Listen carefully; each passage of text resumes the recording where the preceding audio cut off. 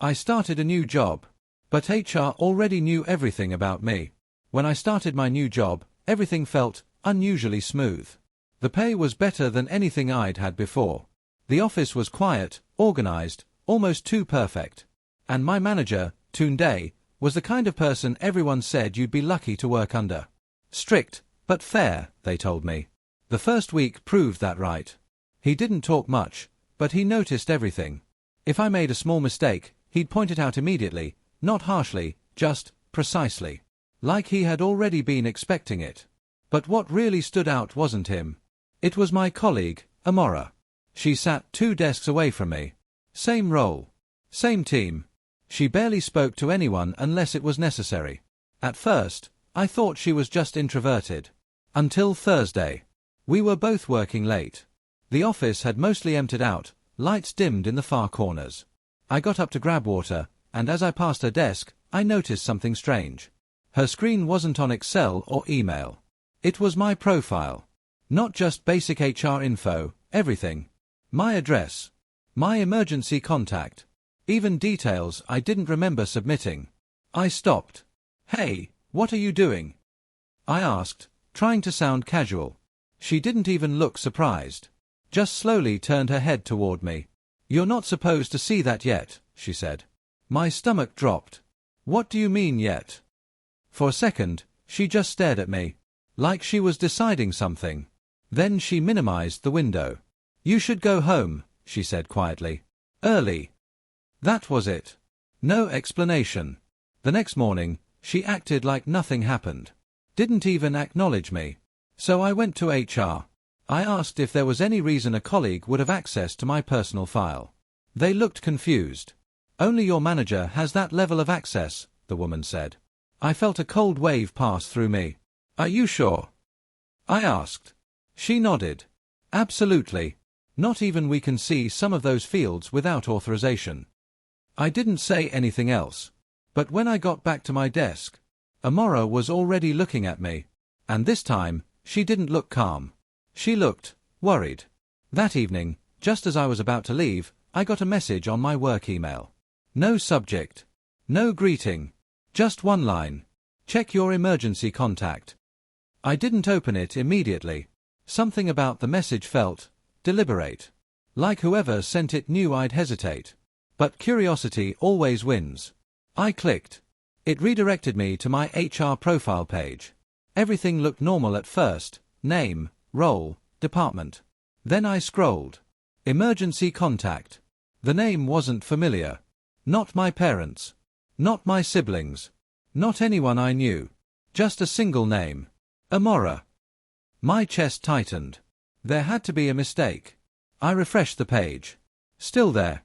I checked the number attached to it. It wasn't hers, at least not the one she used at work. I stood up immediately and walked to her desk. "Why is your name on my emergency contact?" I asked. No response. She kept typing. "Amora." Still nothing. Then, slowly, she stopped. Her hands rested on the keyboard, but she didn't turn to face me. "You weren't supposed to check it today," she said. A chill ran through me. What does that mean? Now she turned. And I swear, her expression had changed completely. Gone was the quiet, distant coworker. Now she looked exhausted. "You need to fix it before he notices," she said.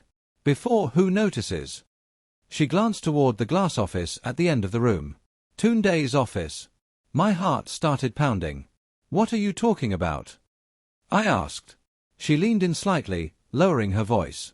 "Did you ever actually fill that form yourself?" she asked. I paused. I tried to remember. The onboarding process had been fast.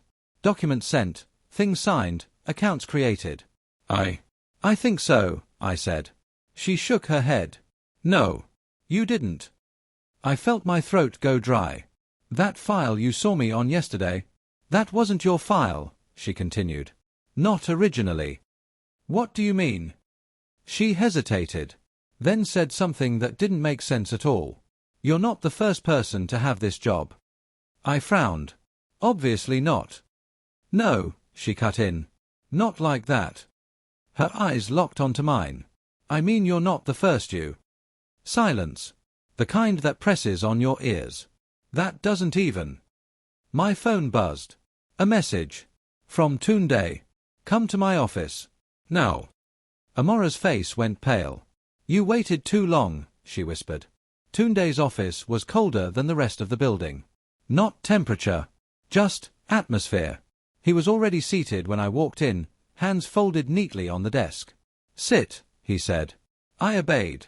For a moment, he just looked at me, studying, like he was comparing something. Tell me, he began, how are you settling in? Fine, I said, trying to keep my voice steady. He nodded slowly. Yes, better than the last one. My stomach dropped. I don't understand, I said. He smiled slightly. You're not supposed to. He reached for his computer and turned the screen toward me. It was my profile, but not the one I had seen earlier. This one had history, logs, notes, changes, and at the top, a label. Iteration 4. My heart started racing. What is this? I asked. You, he said simply. That doesn't make sense. It doesn't need to, he replied calmly. What matters is consistency. He clicked something. A photo appeared. It was me, but not a picture I had ever taken. Different clothes. Different background. Same face. Same name. Below it was a status. Terminated. I felt like the room was closing in. That's not me, I said quickly. He tilted his head. Of course it is. Or, it was. I pushed the chair back slightly. I'm leaving, I said. No, he said, still calm. You're not. The door behind me clicked. Locked. You see, he continued, this role requires a certain level of reliability. We've had issues in the past. People forgetting things. Asking questions. Trying to leave. My hands were shaking now. So we made adjustments. He leaned forward. Each version gets better, he said. More stable. More compliant. I stood up fully now. This is insane. He sighed. They all say that at this stage. My phone buzzed in my pocket. I pulled it out instinctively. A message. From Amora. Check your contact again. My hands trembled as I opened the profile page. Emergency contact. The name had changed. It wasn't Amora anymore. It was my name. Same spelling. Same everything. I looked up at Tunde. For the first time, his smile faded slightly. That's not supposed to happen, he said quietly. The lights flickered. His screen glitched. And then, for a split second, I saw multiple versions of my profile layered on top of each other. Different timestamps. Different outcomes. All with the same ending. Replaced. Tunde stood up abruptly. What did you do? He demanded. I didn't do anything. I said. But deep down, I wasn't sure that was true. Because suddenly, I remembered something. Not clearly. Just a feeling. Sitting in that same chair. Hearing that same voice. Saying the same words. And right before the lights went out completely, I realized why Amora looked so tired. She wasn't trying to warn me. She was waiting to see if this version of me would finally break the cycle.